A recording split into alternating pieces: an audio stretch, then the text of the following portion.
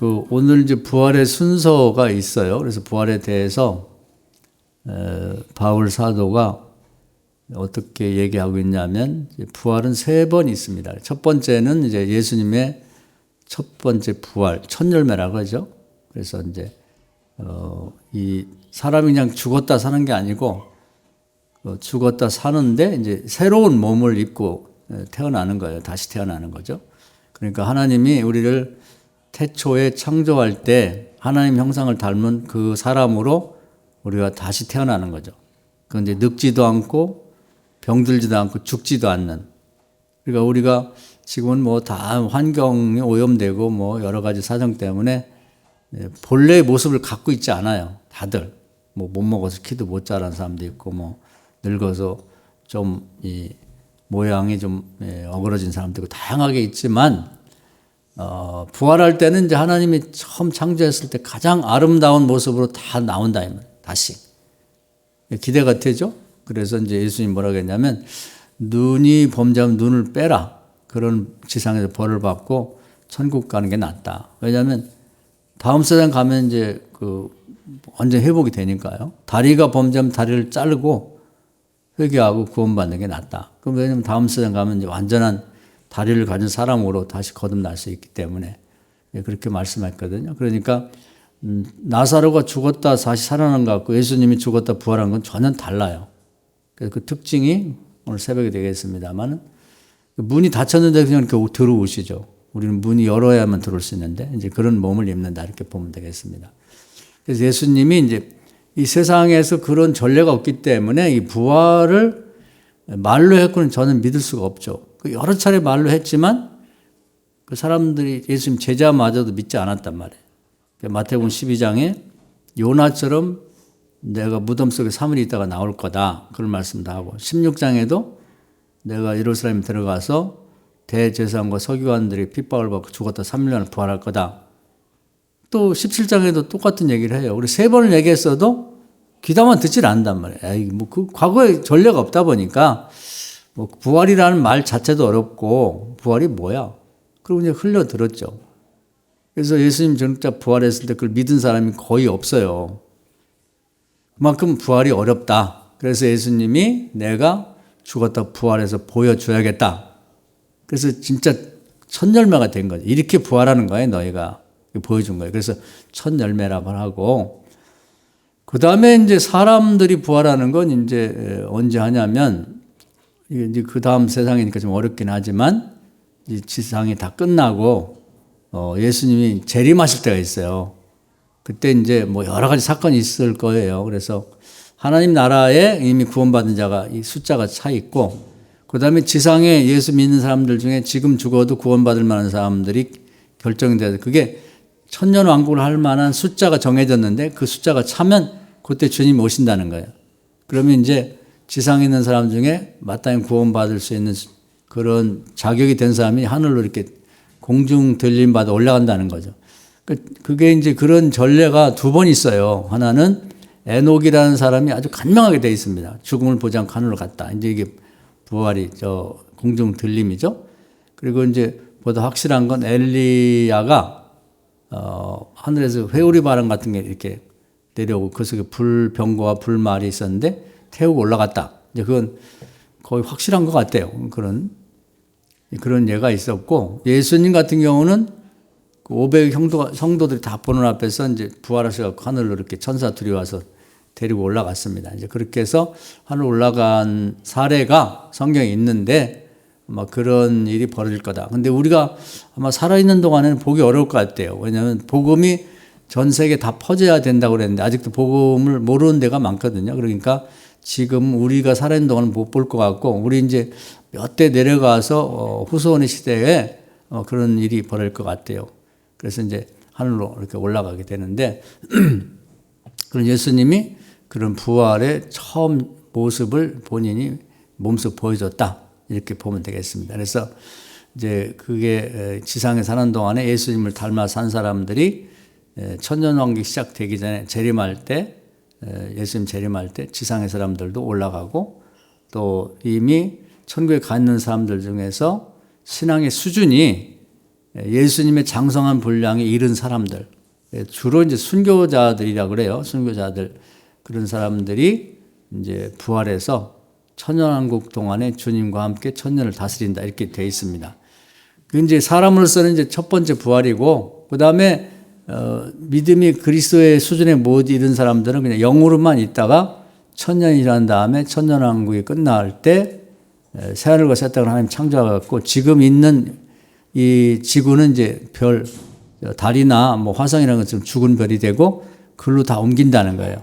그때 이제 모든 사람들이 다 부활합니다. 지옥에 있는 사람도 부활하고 천국에 있는 사람도 부활하고. 그게 이제 두 번째 부활인데 대부분의 사람들은 이제 거기에 해당이 돼요. 그때 다 부활한단 말이에요. 천국 가는 사람은 영혼만 있을 때는 이제 이 오감이 없기 때문에 행복을 모르는데 이제 새하늘과 새 땅에 들어갈 때는 오감이 살아나면서 육체를 입으니까 모양도 아름답고 기쁨이 5배가 된다. 이렇게 돼 있고. 지옥에 간 사람들 부활을 하는데 그 사람들은 이제 안 하는 게 좋죠. 영으로만 있을 때는 고통을 별로 못 느끼는데 살아나가고 몸을 입게 되면 영원한 불못이라고 하는 아주 괴로운 곳으로 이제 영원히 지옥에 가게 될 때 괴로움이 5배가 넘게 된다. 이렇게 계획이 되어 있습니다. 그래서 우리의 목표는 뭐 주님은 우리가 예수님이 아니니까 천열매는 아니고 이제 천년왕국이 시작될 때 첫 번째 부활에 우리가 참여하는 게 이제 목표예요. 그럼 어떻게 하면 될 수 있겠나? 우리가 이제 그 목표라는 게 있어야 하잖아요. 그러니까 내 주제에 뭐 첫째 부활에 어떻게 참여 그렇게 하지 말고 주님이 어떻게 부활에 참여했나. 그러니까 주님도 그냥 하나님의 외아들이니까 부활이 그냥 된 게 아니란 말이에요. 예수님 뭐라 그랬냐면은 로마서에 내가 고난 받은 것처럼 너희도 고난을 받아야 내가 하늘에서 누리는 영광도 너희를 같이 누릴 수 있는 거야. 거둬들인 거 아니야 이 얘기란 말이야. 그러니까 주님이 고난을 많이 받으시고 그런 첫째 부활의 영광을 얻으신 거거든요. 그리고 우리도 그걸 잘 본받고 배우고 따라야 되는 거예요. 그래서 주님이 하신 일이 도대체 뭐길래 하나님이 그 공로를 인정해서 첫째 부활의 열매가 되게 했을까? 그건 예수님만이 할 수 있는 아담의 원죄를 위한 대속의 죽음을 죽은 것은 다른 문제고 우리에게 이제 본받고 배우고 따르라고 한 얘기에서는 이제 부활과 관련이 있어요. 그러면 주님은 뭘 했냐면은 언제 어딜 가든지 최근에 제가 이 고난주간에도 얘기했습니다만은 주님의 신앙의 특징이 있어요. 그리고 본받고 배워야 될 게 어떤 시간과 장소에든 하나님 말씀대로 생각하고 말하고 행동했다는 거예요. 이게 굉장히 중요한 겁니다. 그래서 요즘에 우리가 새벽기도 지금은 시편을 중단하고 있습니다. 내일부터 다시 공부할 거예요. 시편을 보면 150 상황, 사람이 살아가면서 여러 생각지 못한 상황을 만나잖아요. 아플 때, 죄 졌을 때, 또 전쟁할 때 이런 상황을 150가지 상황을 뽑아서 이런 때 믿음으로 어떻게 해야 되는지를 가르쳐주고 있어요. 그래서 시편이 굉장히 중요한 거예요. 우리는 그런 걸 잘 모른단 말이에요. 마치 문제집, 연습 문제처럼 이럴 때는 이렇게 해서 그걸 넘어갔고 극복했고 이럴 때는 이렇게 했고 그러니까 150편 정도만 알고 있으면 우리가 살아가는 데 필요한 걸 거의 다 배울 수가 있어요. 그래서 예수님은 모든 상황에서 하나님 말씀대로 생각하고 말하고 행동했단 말이에요. 어떤 때는 그렇게 해가지고 봉변도 당하고 무시를 당하고 조롱도 당하고 매를 맞을 수도 있지만 주님 항상 그랬다. 이걸 우리가 배워야 되는 거예요. 그래서 그걸 하고 안 하고는 신명기 30장에 보면 각자가 선택할 문제예요. 예를 들면 음식 먹을 때 기도하고 먹어야죠. 그건 그렇게 하라고 되어 있습니다. 근데 상황이 곤란해. 안 믿는 사람들만 모인 자리야. 아니면 불교인들만 모인 자리에 가서 기도하고 먹어야 돼. 그냥 먹어야 돼. 오늘만 날은 아니잖아. 이거. 그렇게 하는 게 남들이 막 다 쳐다볼 것 같고 조롱할 것 같고. 그럴 경우에도 남이 비난하든 욕을 하든 흉을 보든 기도하고 먹어야죠. 이런 선택을 신명기 30장에 보면 본인이 하라는 거예요. 예수님은 항상 그렇게 했다는 걸 우리가 본받아서 그렇게 해야 됩니다. 이게 첫 번째 배울 문제고 그걸 하나님이 높이 평가하셨어요. 두 번째는 이제 어딜 가든 간에 구원이 필요한 사람, 세상에 지극히 작은 자, 그게 다 있어요. 친구들 모임, 동창 모임을 가도 잘난 애들, 잘 나가는 애들은 안색도 좋고, 내가 오늘 쓸게, 이러면서 잘난 척도 하고, 여러 가지 있는데, 제일 이렇게 봤을 때, 좀 얼굴이 안색이 안 좋고, 뭔가 병색도 있고, 뭔가 고민이 있는, 그런 사람이 있단 말이에요. 그건 어디든지 있어요. 그건 차이가. 그럴 때 주님은 항상 제일 안 된 사람, 환자를 만나서도 1년 된 환자도 있고 10년 된 환자도 있지만 제일 안 된 사람이 38년 된 환자. 이렇게 주님의 생각은 가장 낮은 데에 가 있단 말이에요. 예수님이 딱 태어나실 때부터 그 세상을 보니까 거기 왕도 있죠. 헤롯 왕도 있지. 대제사장도 있죠. 가야바 아니면 안나스니 이런 제사장도 있지. 또 그런가 하면 또 로마에서 파송된 빌라도 총독도 있잖아요. 그리고 가말리엘 문화 출신의 그런 랍비들도 있고 바리새파 귀족도 있고 서기관도 있고 지체가 높고 잘난 사람, 출세한 사람, 성공한 사람이 엄청나게 많아요. 근데 주님은 전혀 그런 사람이 관심 없습니다. 만난 일도 없고 그 사람들하고 대화한 일도 없고 오직 어떤 사람을 만나냐면 이렇게 주님이 가는 곳에 있는 가장 주님의 도움이 필요하고 하나님 도움이 필요한 사람들이 눈에 띄는 거예요. 그런 사람들은 이제 만나서 치료해 주죠. 마태복음 8장에서부터 보면 나면서 안진병이 된 사람 너무 불쌍하잖아요. 또 나면서 소경된 사람 너무 불쌍하지. 그리고 중풍병이 생겨가지고 사람들이 어디 가려면 4명이 떼미고 가야 되는 사람 너무 불쌍하죠. 그런 사람들만 차단하면 그런 사람을 도와주는 거예요. 그런 사람들을 살려내는 거죠. 그 모든 게 다 포함해서 부활시키는 거예요. 부활. 지상에 있을 때 우리가 죽었다 부활할 일은 없죠. 다음 생에 부활하는 거니까. 그것도 낙원의 시대가 지난 다음에 부활하는 거니까 그것은 우리가 기대하고 사모하는 거지 지상에서 그것만 생각할 수는 없다. 그럼 그 과정에 가는 동안에 주님이 하셨던 것을 그대로 따라 사는 거죠. 근데 이게 힘들어요. 그래서 십자가야. 그러니까 우리가 주님의 눈으로 세상을 본다는 말을 별 생각 없이 하는 사람이 많아요. 그래서 기도할 때도 주님의 눈으로 세상을 보고 주님의 마음으로 세상을 대하고 주님의 귀로 세상 얘기를 듣고 근데 말만 그렇단 말이에요. 근데 우리는 어디 결혼식에 가든 동창회 모임을 가든 어디를 가든 항상 잘난 사람 연예인 혹시 오지 않았나 성공한 사람 저 사람이 돈을 몇십억을 벌었대. 저 사람은 땅이 얼마고 무슨 집이 4채 5채 그런 사람들한테 관심이 있단 말이에요. 그런 사람 옆에 가서 앉고 식사라도 같이 하고 싶고 뭔가 말이라도 붙이고 싶고 그런 사람 사진에 찍고 싶고 이런 생각이 거의 99.9%가 다 그래요. 근데 주님의 마음은 그게 아니거든. 주님의 생각은 그게 아니야.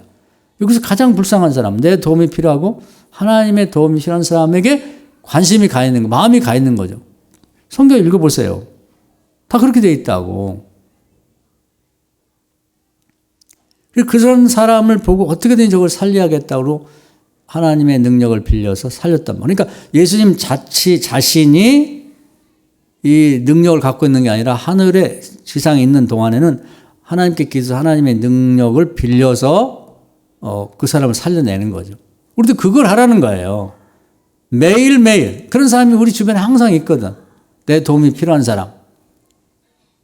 그러니까 전철을 타든 버스를 타든 누군가 정말 내 도움이 필요한 사람 없는지 또 내 주변에 아기 뵌 여자가 없는지 또 연세 많은 분이 있는지 또 몸이 불편한 사람 없는지 나도 힘들지만 나보다 더 연약한 사람 있으면 이제 자리를 양보하고 이리 오시라고 이런 것을 아주 습관적으로 아주 매일매일 일삼을 하라는 거죠. 주님이 그렇게 하셨단 말이에요.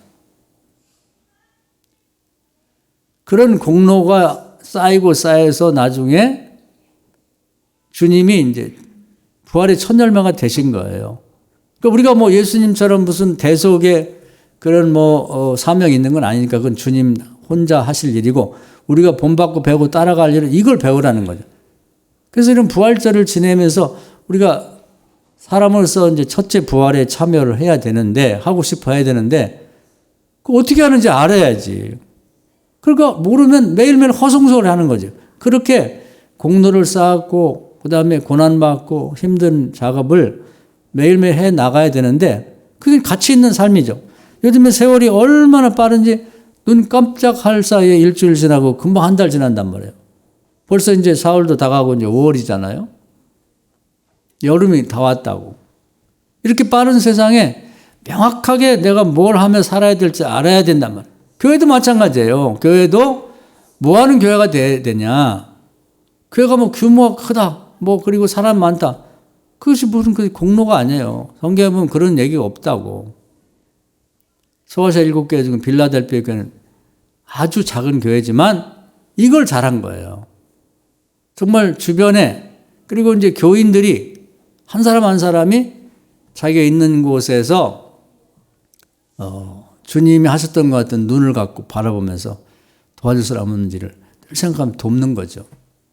살려내는 거죠. 부활시키는 거지. 그걸 해야 된다는 거예요. 없다. 그런 눈이 없는 거지 없는 게 아니죠. 이번 부활절을 지내면서 그런 눈을 가지세요. 할렐루야. 그런 마음을 갖자고. 그러면 사람이 달라지는 거예요. 밥이라도 함께 사주고 뭐 따뜻하게 손이라도 잡아주고 전화라도 통화하고. 우리가 한번 이 고난주간 지내고 지금 한 달 그 4개월 이제 4개월이 지났는데 새해가 되고 지금 잠깐 생각해 봅시다. 여러분이 그런 마음을 갖고 인척이나 아니면 뭐 친구나 교인이나 전화 한번 한 일이 있는지 뭐 보고 싶고 만나고 싶고 뭐 이런 그거 말고 정말 그런 마음을 갖고 내 주변에 그런 사람이 있어 갖고 뭔가 도움을 주고 이렇게 밥이라도 사주고 전화라도 따뜻이 하고 그런 일이 있었나 한번 생각해 보자 말이에요. 그게 없었으면 4개월 동안 하나님의 입장에서 부활의 신앙 입장에 보면 허송세월한 거랑 마찬가지예요. 우리 어디 가서 뭐 영화 보고 무슨 놀이공산 가서 애들하고 놀고 어디 가서 뭐 맛있는 집에 가서 맛집에 그런 건 아무 공로가 안 되는 거 하나님 앞에 가서 부활의 신앙에 점수가 없어요. 그러니까 작게는 어린 소자 키가 작아가지고 물을 어떻게 먹을 수 없는 애기 물 한 그릇 떠주는 그런 공로라도 그걸 해야 되는 거지. 걔가 뭐 물 못 먹는 거 나하고 뭔 상관이야. 내 자식도 아닌데. 이렇게 생각하면 안 되고 그 주님이 살아있는 동안에 30세부터 3년 동안에 늘 그것만 하고 다닌 거예요. 그러니까 여기 보면은 주님이 말씀했어요. 어떤 사람이 지극히 작은 자냐?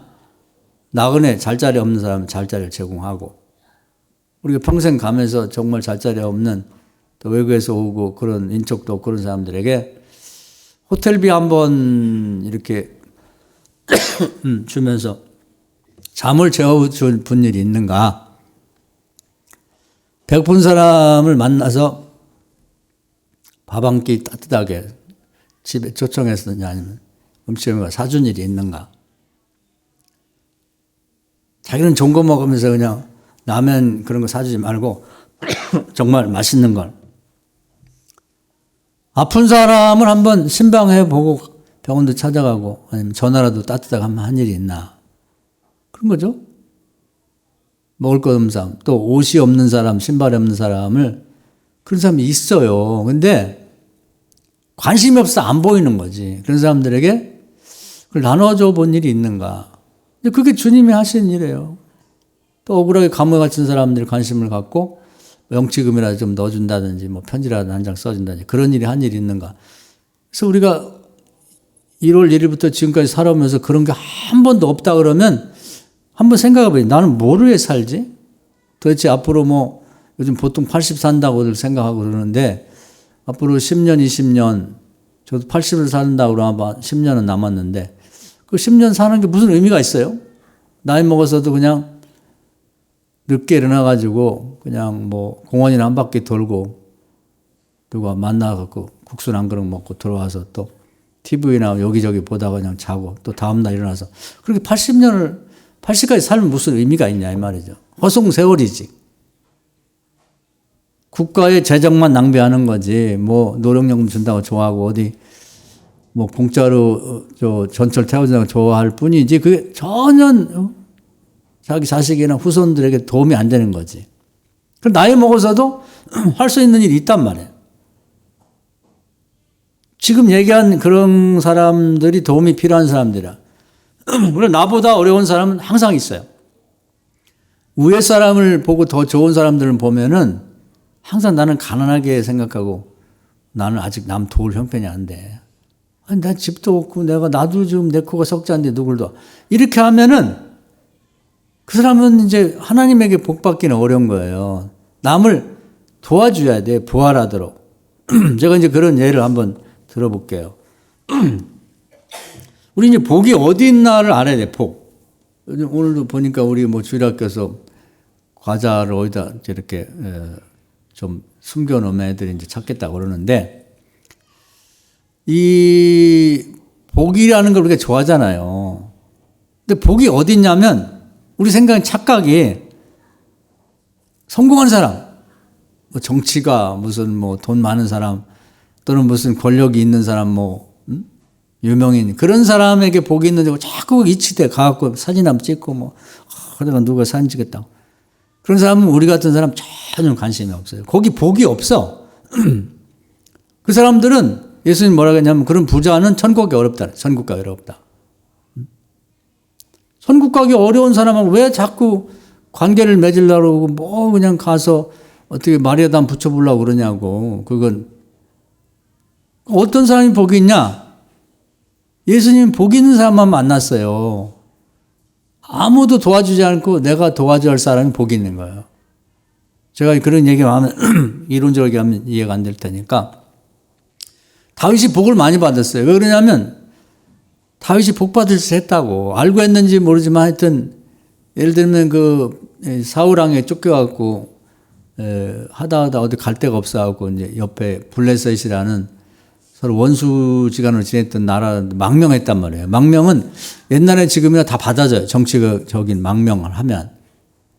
근데 거기 있다가 이제 그 블레셋 왕 아기스라는 사람이 시글락이라는 이제 다 폐쇄된 성을 줬어요. 그래서 600명 추종자하고 거기가 살게 됐단 말이에요. 그런데 그 아기스라는 사람이 사울 왕을 이제 공격하려고 같이 다윗의 그 600명 같이 가자고 그랬는데 다윗이 계속 기도를 했어요. 아니 자기 앞으로 왕이 돼야 되는데 지금 망명했지만 자기 백성들을 공격할 수는 없잖아. 또 자기 장인이 나쁜 사람이면 장인을 공격해 죽일 수는 없단 말이에요. 그래서 계속 기도를 하고 이제 같이 쭉 이렇게 출정을 해서 가다 보니까 하나님이 응답 주셔가지고 그 장군들 아기스 블레셋 장군들의 마음을 움직여갖고 저 사람 어떻게 믿냐 다윗을. 저 사람이 자기 나라를 너무너무 사랑하고 옛날에 우리 골리앗을 죽인 사람인데 가다가 마음이 변해갖고 막상 전쟁이 터졌을 때 사울왕하고 내통해갖고 둘이 이렇게 양동작전을 펴면은 우리가 싸우지 못하고 죽는다. 그러니까 우리끼리 싸워도 이기는데 이 폭탄 같은 다윗과 600명을 데리고 갈 게 뭐가 있냐. 우리 속에 아주 들어와 있는데. 그래서 이제 그걸 그 장군들이 얘기를 하니까 아기스도 들어보니까 말이 되거든요. 자기들끼리만 가도 이길 것 같은데. 다윗을 불러서 사정을 해요. 미안하다. 내가 당신을 의심하는 게 아닌데 장군들이 이렇게 나오니까 나는 어떻게 할 수 없으니까 당신이 돌아가라. 그래서 이제 그 봉변을 모면하고 시글락 성으로 갔어요.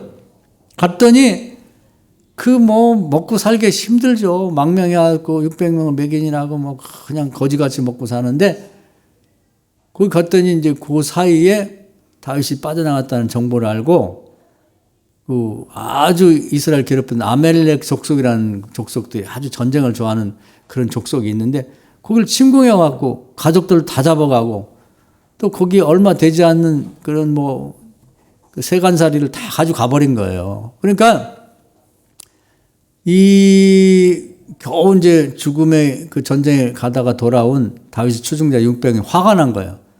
당신 쫓아서 도망다니다 국내도 못 있고 결국 블레셋까지 망명 왔는데 이게 뭐냐. 언제까지 이렇게 해야 되냐. 그러면서 거기 보면 다윗을 돌로 치려고 했단 말이에요. 돌로 쳐. 당신 죽고 우리 죽고 끝냅시다. 이런 거죠. 근데 다윗은 또 낙심하지 않고 기도했더니 하나님이 하여튼 여기쯤하고 출발해라. 출발하고 가는데 부솔이라는 시냇가에까지 갔더니 그 불만이 있는 사람들이 그 600명 중에 200명이 그냥 주저앉아서 우리 못 간다. 당신들이 갔다 와. 죽어도 못 가. 전쟁 나가다가 돌아왔는데 또 가자고 그래요?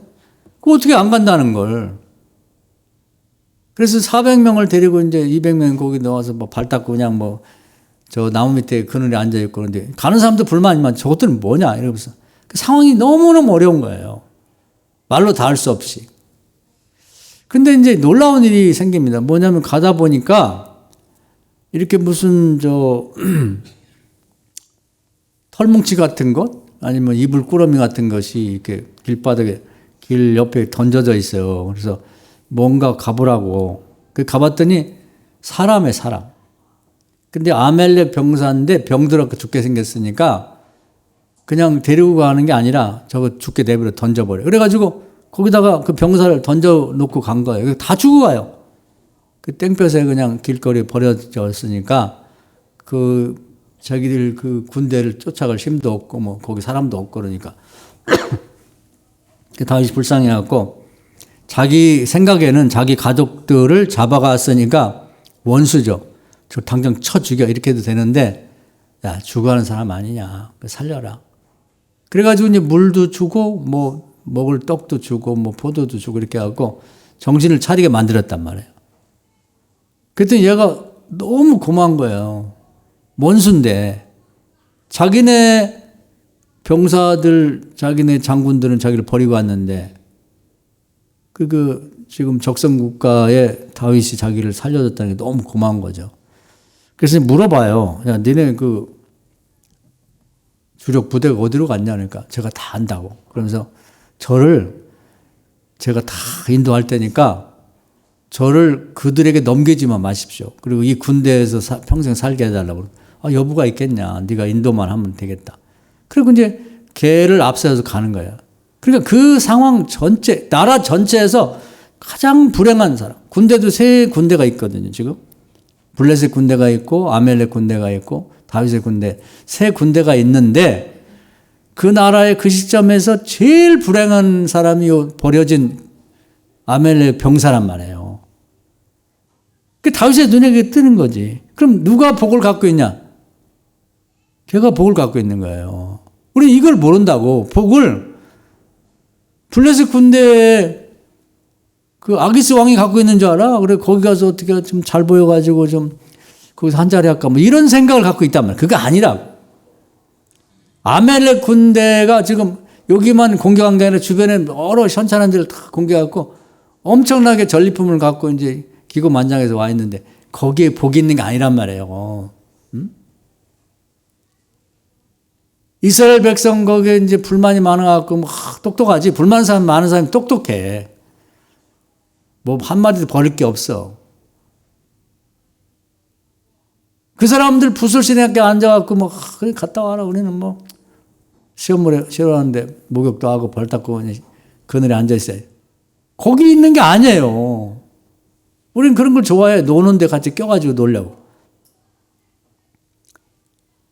반은 불만인 그런 이제 다윗을 추종하는 400명 사이에 있는 게 아니고 그 전체를 통틀어 그 시점에 그 나라 장소에서 요 병사가 제일 불쌍하다. 주님이 찾는 사람이 그런 걸 찾는 거예요. 우리도 그걸 찾을 줄 알아요? 진짜 하나님 주는 복을 받는 거예요. 그 사람이 복을 갖고 있다는 걸 몰라. 그 사람은 살려갖고 이제 그 병사를 앞서서 갔더니 그 아멜렉 병사가 또 다른 데 이제 군인들이 다 가가지고 뭐 그들이 생각하기에는 이제 뭐 완전히 이 나라는 자기네 거야. 다윗도 거기 간 걸로 생각해. 이스라엘 침공하러 갔고. 아기스 주력 부대 군대도 다 갔고. 평민들만 남았단 말이에요.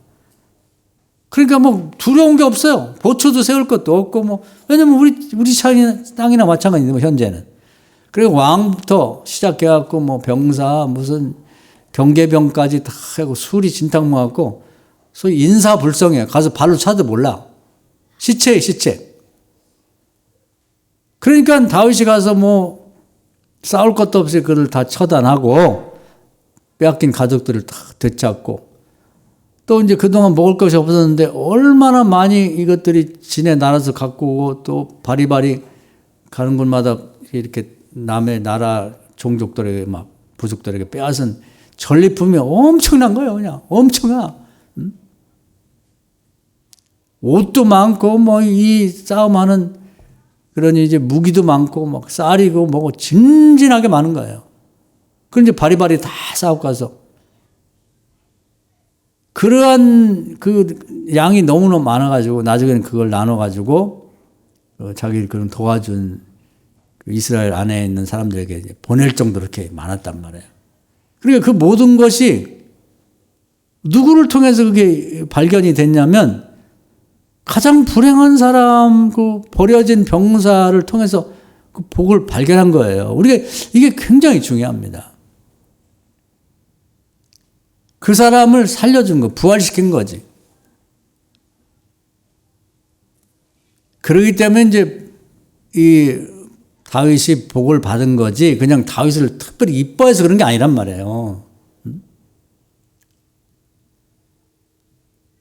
그 이스라엘에서도 뭐 자주 제가 얘기했습니다만은 다윗이 어디 숨어 있을 때 이제 그일라라고 성읍이 또 역시 그 블레셋이 공격을 해갖고 왔는데 다 죽게 생겼어요. 자기도 이제 사울왕이 쫓기고 있는데 기도했더니 하나님이 도와줘라. 저 성읍이 지금 제일 불쌍해. 왜냐면 사울왕은 뭐 지금 자기 나라 지킬 생각도 없고 다윗만 쫓아다니고 죽이려고 하니까. 그리고 내비두면 블레셋이 완전히 불타고 사람들 다 잡혀가고. 그런데 이제 그런 상황에서 백성들은 난리죠. 아니, 다윗이요. 지금 뭐 정신이 있는 거야, 없는 거야. 우리도 지금 잡힐 위기에 처했는데 돕기는 뭘 돕냐고. 내가 살고 봐야지. 우리가 항상 실패하는 게 그거예요. 내가 먼저 살고 봐야지. 거기서 실패하는 거예요. 그리고 누군가는 옆에서 반드시 그 얘기를 합니다. 내가 누구를 도와주고 싶은데 그래서 오른손에 하는 걸 왼손이 모르게 하라는 이유도 거기 있는 거예요. 나도 어렵지만 또 정말 안 됐어. 그래서 몇십만 원 내가 도와주고 싶어. 그 얘기를 하면 반드시 누가 얘기를 해요. 마귀가 그렇게 하는 거거든. 미쳤냐고. 아니 내가 먼저 살고 봐야지. 지금 남 도울 형편이야 지금? 그게 문제란 말이에요. 그러면 그게 무시할 수가 없다고 그러면. 되게 이제 집안에서 보면 뭐 부부간에도 그런 경우 있고 자식도 뭐 그런 경우인데 나한테 좀 그렇게 잘해봐. 이렇게 나간단 말이에요? 그럼 싸움이 되는 거예요. 좋은 일을 앞두고. 똑같아요. 다윗이 그일날 도와줄 때 600명 추종자들이 아니 지금 제정성이냐 말이야. 우리부터 살고 봐야지 뭔 얘기를 하고 있냐. 저들하고 우리가 피를 나눴어. 뭐 저들이 우리한테 뭐 쌀한가마니를 갖다 줬어. 아무 이해관계가 없이 정말 불쌍한 사람 도와줄 줄 알아야 되는 거예요. 그게 옷을 온전하게 내게 복이 있는 거예요. 그 속에 복이 들었다고. 말하자면 보물찾기 할 때 보물이 그런 데 들어있는 거예요. 아멜렉 병사를 도와줄 때도 아니 저런 걸 뭘 도와줘 저거.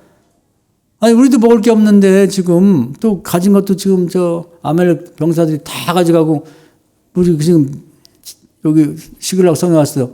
제대로 요기도 못하고 나왔는데 저놈을 왜 나눠주냐. 왜 떡을 줘. 왜 물을 주고 우리도 먹을 게 없는데. 왜 포도를 주냐고 그 귀한 걸. 이렇게 누군가 얘기를 한단 말이에요. 이 비밀을 몰라서 그런 거지. 그 사람이 비밀, 그 복을 갖고 있는 거예요. 오늘부터 그걸 보셔야 돼. 그동안 우리 성도님들이 4개월 지냈는데도 복이 하나도 없다면 그걸 안 한 거예요. 아무것도 안 한 거지. 모르는 거지. 눈 감고 지낸 거지. 그래서 다윗은 그러한 사람들의 만류도 있고 비난도 있고 방해도 있었지만 그걸 도와주죠. 그리고 사울왕이 그걸 알고 이제 잡으러 왔을 때 그일라 사람한테 그일라 사람들이 또 자기들의 목숨이 경각에 달리니까 다윗을 묶어서 내놓을 생각을 하는 거예요. 자기들이 도움 받았으면. 관계없어요. 그런 것도 섭섭해할 거 없는 거예요. 하나님을 바라봐요. 하나님이. 그럼 하나님이 마음이 감동을 받으세요. 아이고 저렇게 도와주고 대우도 못 받고 저 불쌍한 거 내가 도와줘. 이렇게 된단 말이에요.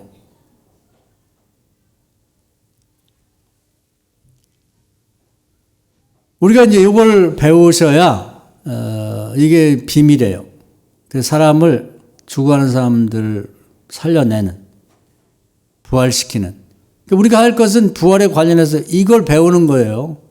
그냥 부활만 한다고 해서 무슨 의미가 있는 게 아니라 최근에 저는 아직 못 봤는데 여러분이 꼭 봤으면 좋겠다 하는 영화가 있어요. 승부라고 하는 게.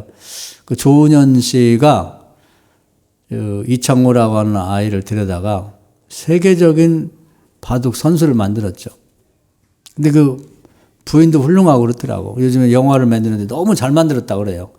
그래서 저도 시간 없어서 안 가봤는데 남자든 여자든 꼭 한번 보시면 좋겠어요. 가서.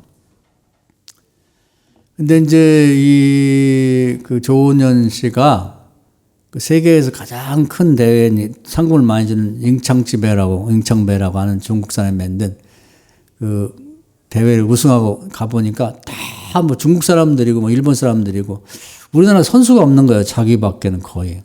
이렇게 하면 안 되겠다. 제자를 키워야겠다. 그래서 어린 아이를 하나 택해서 그 이창호라는 아이를 데려온 거예요. 근데 그 부인이 그 참 감동적이더라고. 이제 이 조은현 씨는 아무것도 못한대.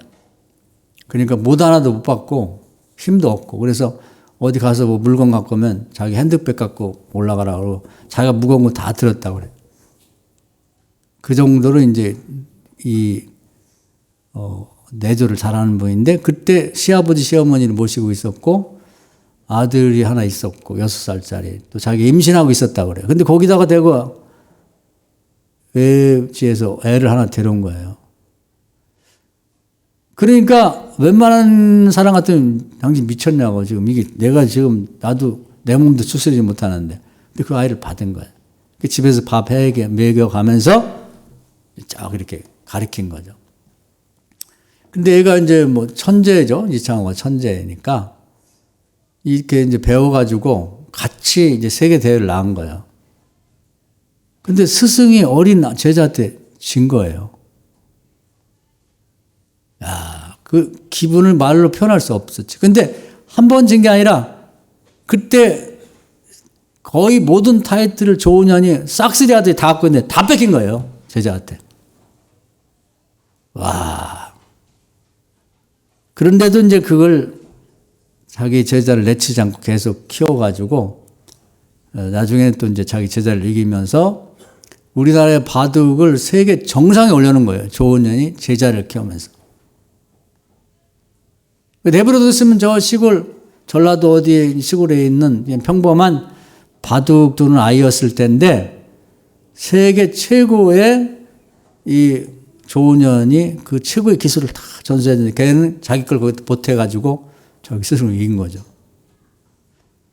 그래서 한번 꼭 보세요. 그 부인 얘기도 그렇고 조은현 씨도 참 훌륭한 것 같아. 그러면서 우리나라가 바둑의 붐이 일어나가지고 조은현, 이창호가 세계를 타이틀을 다 잡고 지금 이창호가 세계에서 세계 타이틀을 역사상 최고 많이 가지고 있는데 아무도 아직 못 깼다고 그래요. 앞으로 이제 우리나라 신진서라는 젊은이가 깰 거라고 예측을 하고 있지만 아직까지는 못 깨고 있단 말이에요. 근데 이번에도 이창호가 그 시니어 나이 먹은 사람 대회에서 우승했다고 그래요. 그랬더니 본인도 울고 주변의 바둑인들이 다 울었대. 나이가 들어서 저렇게 열심히 하는 걸 보면서. 그 승부라고 하는 영화를 한번 꼭 보시기를 추천하는데 이 어린 자기 상황도 어렵죠. 지금 얘기 드린 것처럼 부인도 그렇고 뭐 그 조은현이 바보가 아닌데 부인이나 가정이 어려운 걸 모르겠어요? 시부모 모시고 있고 애는 6살인데 임신까지 배가 부르는데 그걸 데려왔다. 그거 말이 안 되지. 그렇지만 이 아이를 거두어서 내가 이 아이 바둑이 좀 세계적인 바둑을 줄 수 있도록 도와줘야겠다. 나중엔 졌어요. 그럼에도 불구하고 계속 키운 거지. 그러면서 두 사람의 영웅이 우리나라 탄생한 거예요.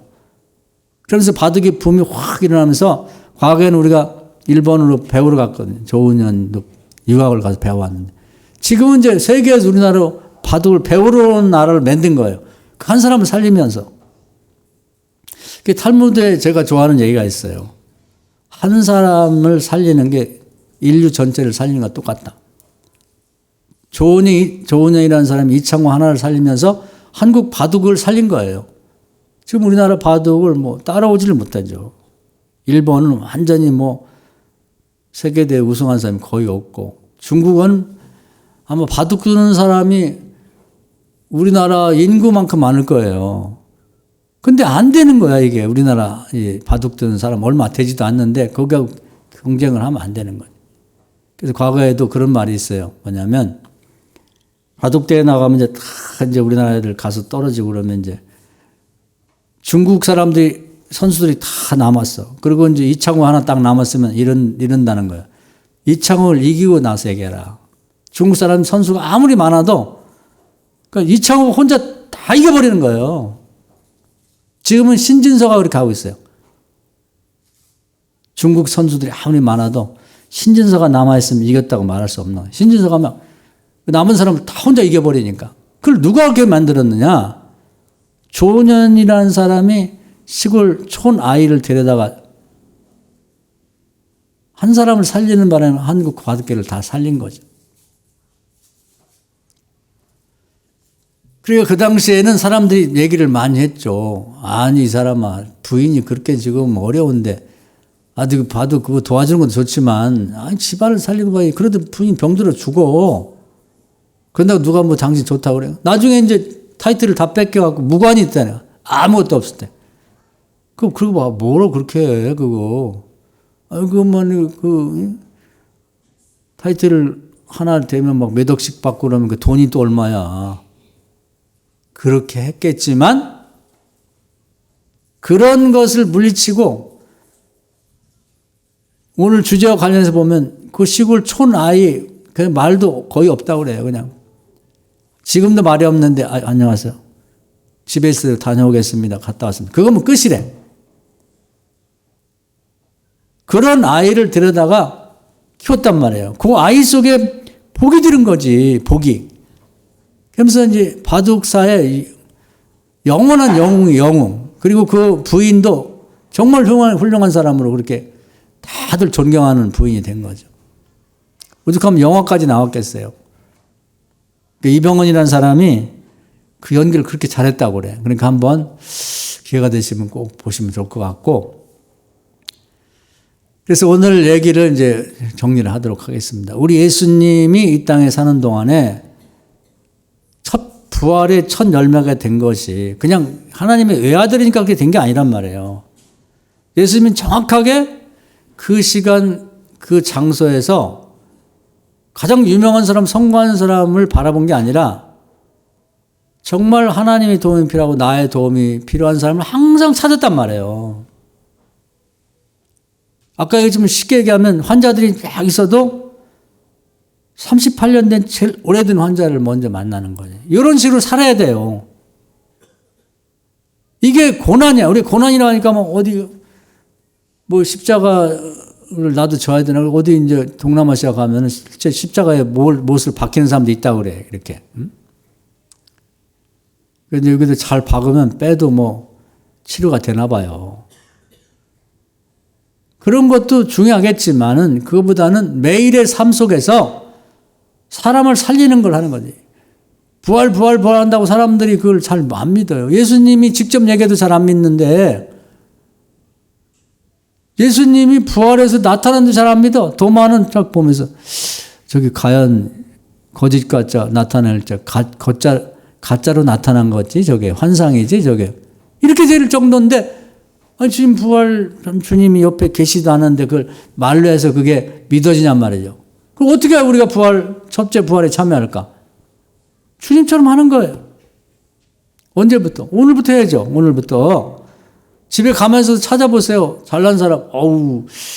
요즘 우리나라 머스마들도 그렇고 여자애들도 잘생겼어. 이쁘고.